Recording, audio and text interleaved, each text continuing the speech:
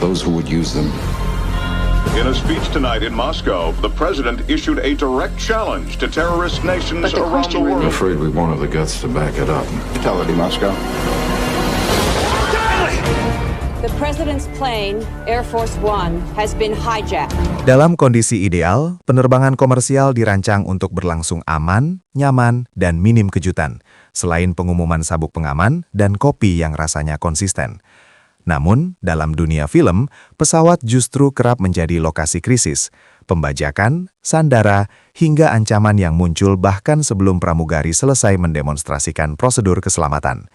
Berikut adalah rangkaian film bertema pembajakan pesawat yang membuktikan bahwa di layar lebar, ketinggian Tugeto Ridukaki adalah tempat yang sangat tidak kondusif untuk ketenangan batin, baik yang diangkat dari kisah nyata maupun fiksi penuh imajinasi. Air Force One, 1997. Pesawat kepresidenan Amerika Serikat, Air Force One, dibajak oleh kelompok teroris komunis Rusia pimpinan Egor Korshunov saat perjalanan pulang dari Moskow. Presiden James Marshall, yang memiliki latar belakang militer, memilih untuk tidak menggunakan kapsul penyelamat dan tetap berada di pesawat untuk melawan para teroris sendirian demi menyelamatkan keluarga dan stafnya.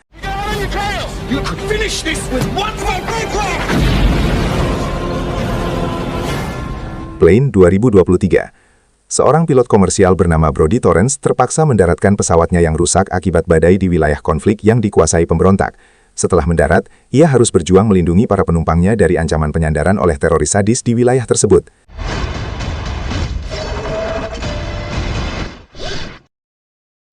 Flight Plan 2005. Kyle Pratt, seorang insinyur pesawat, terbang bersama putrinya yang berusia 6 tahun, Julia, untuk memulangkan jenazah suaminya ke AS. Di tengah penerbangan, Julia tiba-tiba menghilang. Namun semua awak kabin dan data manifest menyatakan bahwa Julia tidak pernah naik ke pesawat tersebut. Kyle harus berjuang membuktikan kewarasannya sambil mengungkap konspirasi pembajakan yang melibatkan petugas keamanan pesawat, Sky Marshal.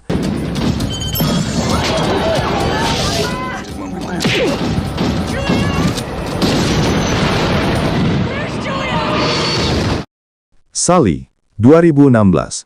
Diangkat dari kisah nyata Miracle on the Hudson, film ini menceritakan Kapten Chesley Sully Sullenberger yang berhasil mendaratkan pesawat US Airways Flight 1549 di Sungai Hudson setelah kedua mesinnya mati akibat tabrakan burung atau bird strikes.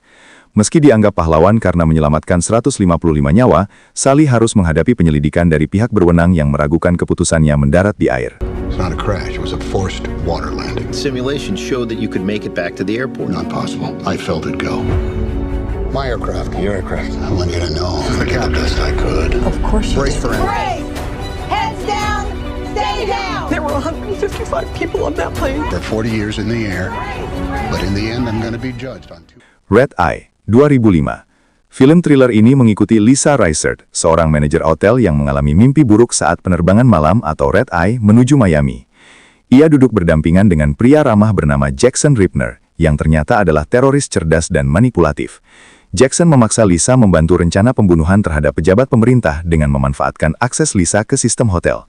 Terjebak di dalam pesawat tanpa tempat melarikan diri, Lisa harus menggunakan kecerdikan dan keberanian untuk melawan ancaman psikologis yang intens sebelum waktu habis dan nyawa ayahnya ikut terancam.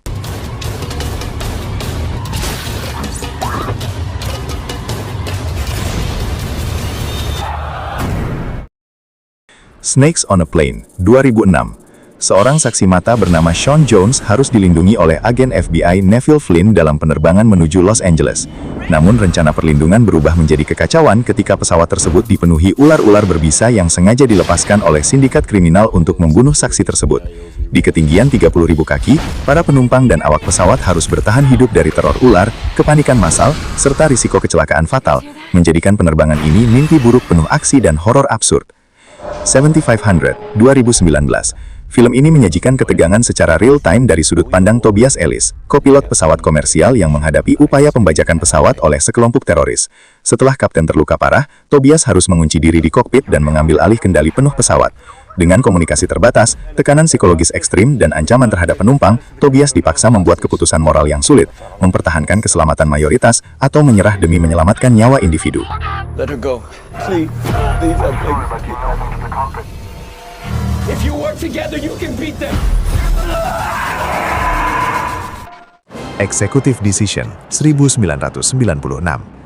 Film aksi thriller ini mengisahkan tentang pembajakan pesawat Boeing 747-200 milik maskapai Oceanic yang sedang menempuh rute dari Athena menuju Washington DC. Kelompok teroris pimpinan Najih Hasan membajak pesawat tersebut dengan membawa bom gas mematikan jenis DZ-5 yang berencana diledakkan di wilayah Washington DC. Tim pasukan khusus AS yang dibantu oleh konsultan marinir Dr. David Grant berusaha menyelinap masuk ke pesawat melalui lambung pesawat menggunakan pesawat khusus Remora F-117X untuk menjinakkan bom dan mengambil alih kendali.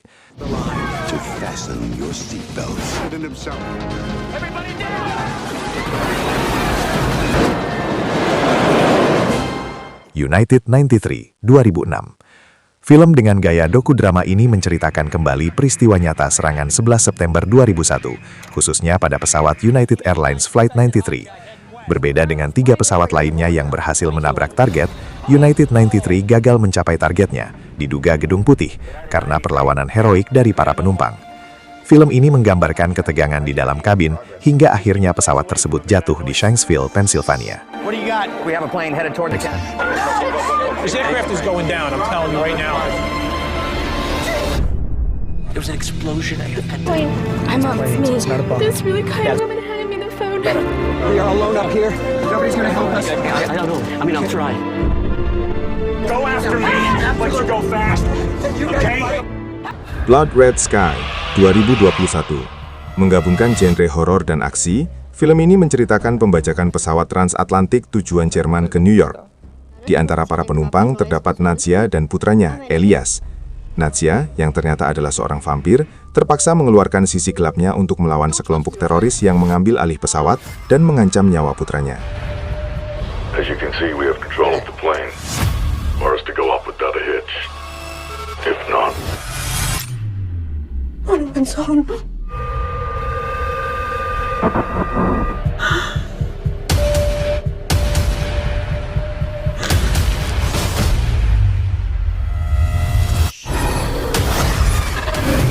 Stop them.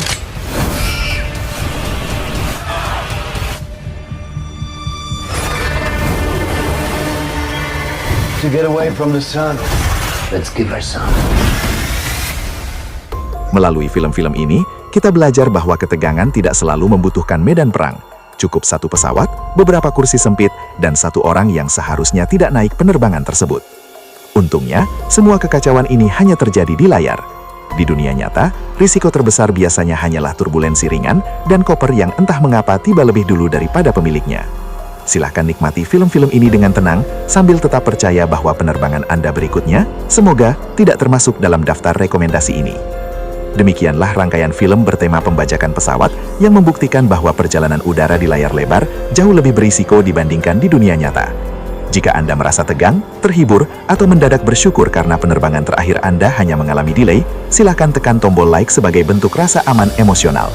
Jangan lupa tuliskan di kolom komentar film mana yang paling membuat Anda tidak tenang, atau justru paling tidak masuk akal. Dan tentu saja, subscribe agar channel ini terus mengudara dengan rekomendasi film menarik, tanpa pembajakan, tanpa sandara, dan semoga tanpa ular di pesawat.